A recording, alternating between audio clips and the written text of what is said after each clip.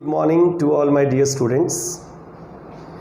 मुझे पूरी उम्मीद है कि आप अपनी लर्निंग बहुत ही एक्टिव होकर कर रहे होंगे और साथ साथ अपने नोट्स भी आप प्रिपेयर कर रहे होंगे।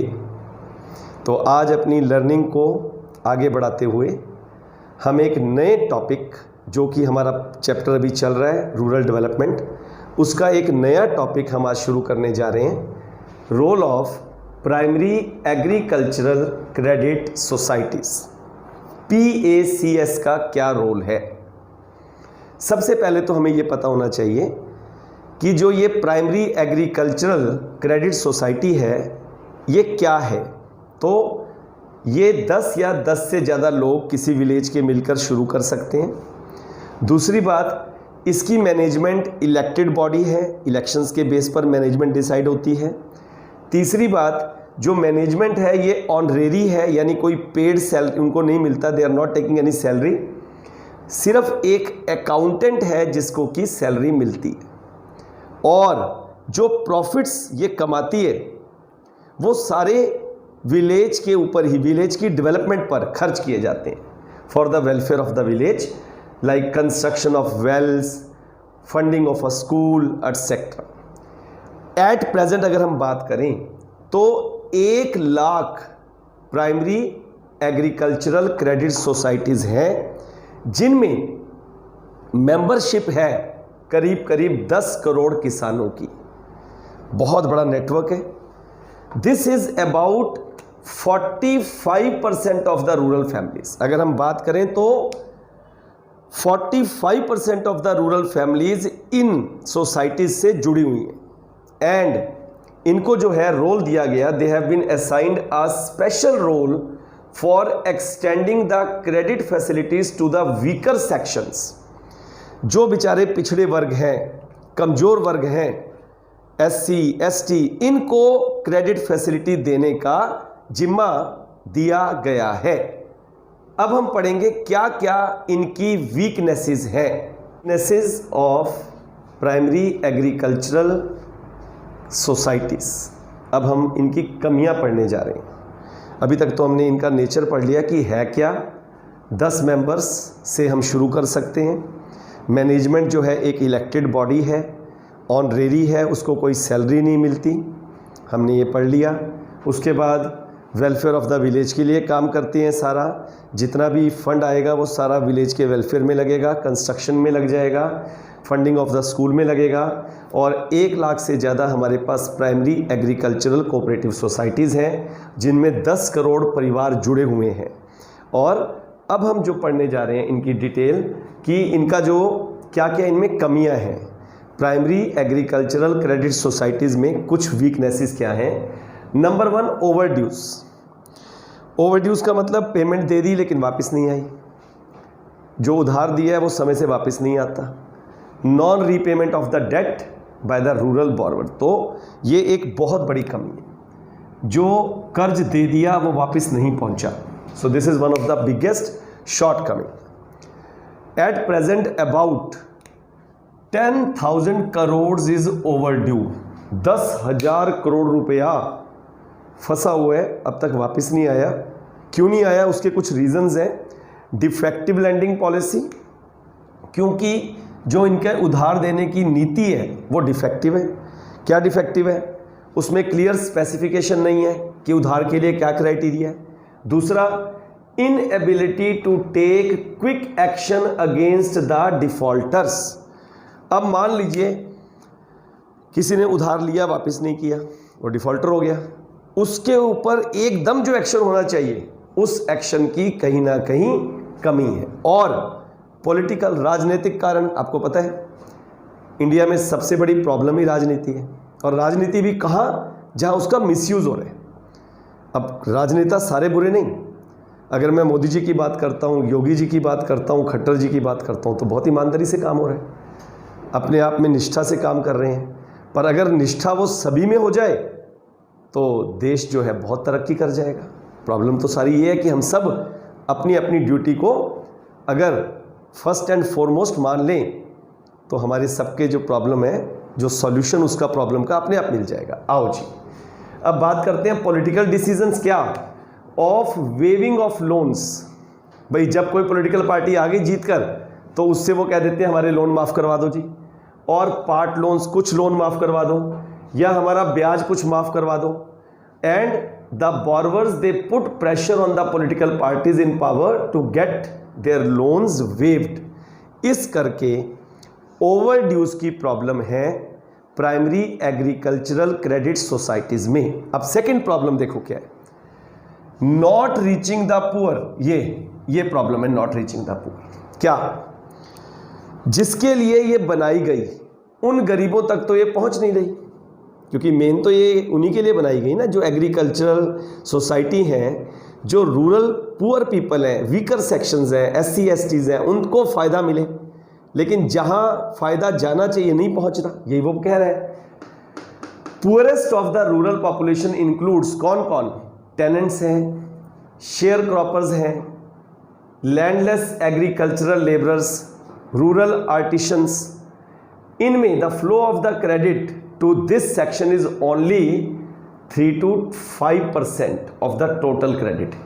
It means it has failed to reach the poor. जहां पर जिन लोगों के लिए बनाई गई उन तक तो फायदा पहुंच नहीं रहा, तो ये इसकी दूसरी हम कह सकते हैं वीकनेसेस हो गई। अब हम पढ़ने जा रहे हैं, अभी तक हमने जो पढ़ा था टॉपिक ये था short and medium term credit के इंस्टीट्यूशनल सोर्सेस क्या हैं।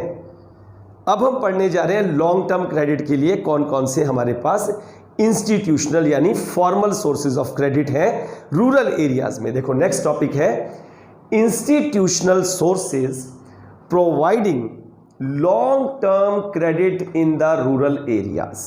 ये हम अब अपना अगला टॉपिक शुरू करने जा रहे हैं।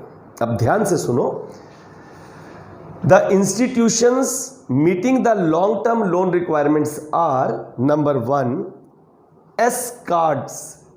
S का मतलब state, C cooperative, A agricultural, R का मतलब rural development and banks. S card CARDBS। तो S कार्ड BS क्या है, जो आपके स्टेट कोऑपरेटिव एग्रीकल्चरल बैंक्स हैं, ठीक है, रूरल डेवलपमेंट बैंक्स। दूसरा आ गया P कार्ड्स, P का मतलब primary cooperative agricultural and rural development banks, P card BS। अब ये दो जो हैं ये लॉन्ग टर्म क्रेडिट प्रोवाइड करते हैं रूरल एरियाज में। अब बात कर रहा है वो सबसे पहले, देखिए सबसे पहले क्या कहता है, normally there is one S card in each state. एक आपका स्टेट कोऑपरेटिव एग्रीकल्चरल डेवलपमेंट जो बैंक है, रूरल डेवलपमेंट बैंक, ये एक है हर स्टेट में। And there are many primary cooperative agricultural and rural development banks. एक स्टेट में एक ही है, लेकिन जो आपके P कार्ड BS हैं वो बहुत सारे हैं। S कार्ड BS जो है दे ऑब्टेन द फंड्स, उनको पैसा कहाँ से मिलता है, फ्रॉम द शेयर कैपिटल, वो इन्वेस्ट करते हैं शेयर्स में। रिजर्व्स उनके पास जो पहले पड़े हैं, डिपॉजिट्स उनके हैं, बॉन्ड्स और डिवेंचर्स, एंड फ्रॉम नबार्ड तो आपने पढ़ा ही है, एपेक्स है आपका रूरल क्रेडिट में। सभी जितने ऑर्गेनाइजेशंस हैं उनकी एपेक्स बॉडी, उनका कंट्रोलर, उनका कोऑर्डिनेटर, उनको मैनेज करने वाला कौन है, that is your NABARD, national bank for agriculture and rural development.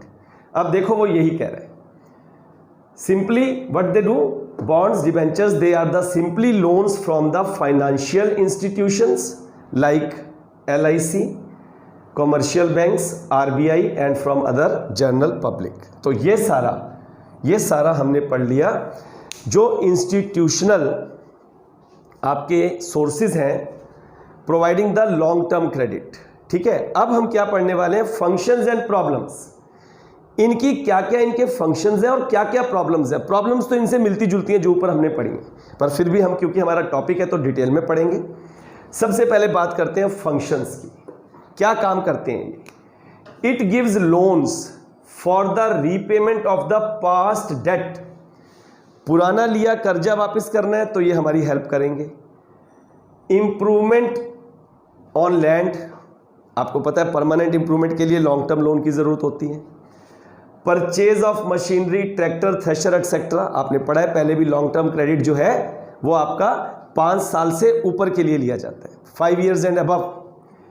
Out of these repayment of the past debt, पुराना कर्जा जो वापस करने के लिए more than half of the credit advanced by the cards, ये जो आपके आप कार्ड्स अगर मैं कह रहा हूं एस कार्ड या पी कार्ड, हमने कॉमन कह दिया, कार्ड का मतलब cooperative agricultural and rural development banks, ये इनमें से ज़्यादातर जो पैसा लिया जाता है वो पुराने जो लोन हैं उनको चुकाने के लिए। देखो लिखा है ना, this is the most important thing I am sharing with you, that half of the credit, ये देखिए, for the repayment of the past debts, जो इसके लिए पुराने डेट जो हैं उनको सॉल्व करने के लिए ये जो क्रेडिट है यूज किया जाता है।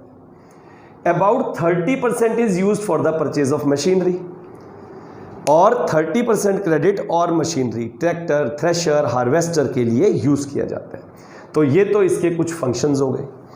अब आ गई बात प्रॉब्लम्स की। प्रॉब्लम्स फिर वही हैं जो मैंने आपको बताई, कॉमन बातें हैं। प्रॉब्लम ऑफ ओवर ड्यू, पैसा नहीं वापस आता, आपने पढ़ा है ऊपर भी। लैंडिंग पॉलिसी इज फॉल्टी, उधार देते हुए पूरा उसका जो है ध्यान रखना कि किसको दिया जा रहा है, कोई मिसयूज तो नहीं करेगा, वही बात आ गई, वो उसको नहीं देखा जा रहा। Lack of supervision as whether the loans are utilised properly, कोई सुपरविजन नहीं है कि क्या लोन्स को प्रॉपरली यूज किया जा रहा है। Then lack of proper follow up to ensure that the loans are repaid, loan समय से वापस आ जाएं उसके लिए भी फॉलो अप नहीं है प्रॉपर। फिर ट्रेंड पर्सन, एडिक्वेट जो trend technical and supervisory staff है, इसकी भी कमी। तो ये कॉमन सी बातें हमने पढ़ी, वही सब चीजें जो हमारे लिए ऊपर हमने प्रॉब्लम पढ़ी थी, problem of primary agricultural societies की जो प्रॉब्लम हमने पढ़ी, वही प्रॉब्लम यहाँ है। अब हम अगला टॉपिक शुरू करेंगे, असेसमेंट। क्या है assessment of the cooperative credit in India.